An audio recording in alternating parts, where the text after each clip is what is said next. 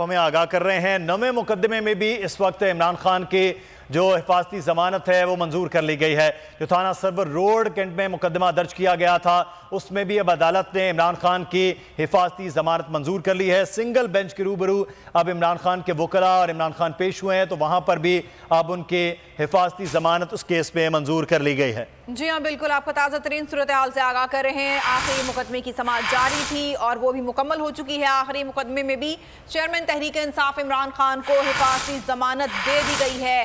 آج جو مجموعی طور پر 9 مقدمات میں حفاظتی ضمانت کے لیے درخواست دائر کی گئی تھی تحریک انصاف کے چیئرمین عمران خان کی جانب سے، اور اس وقت تازہ ترین صورتحال یہ ہے کہ 9 مقدموں میں چیئرمین تحریک انصاف عمران خان کو لاہور ہائی کورٹ کی جانب سے حفاظتی ضمانت دے دی گئی ہے۔ 24 مارچ تک اسلام آباد سے متعلقہ مقدموں میں حفاظتی ضمانت منظور کی گئی ہے، جبکہ لاہور سے متعلقہ مقدمات میں 27 مارچ تک حفاظتی ضمانت منظور کی گئی ہے۔ 2 رکنی بینچ نے اس کیس کی سماعت کی ہے، جسٹس طارق سلیم اور جسٹس فاروق حیدر پر مشتمل 2 رکنی بینچ نے ان 9 مقدمات کی درخواستوں کی سماعت کی ہے، اور ان 9 مقدمات میں چیئرمین تحریک انصاف عمران خان کو حفاظتی ضمانت دے دی گئی ہے۔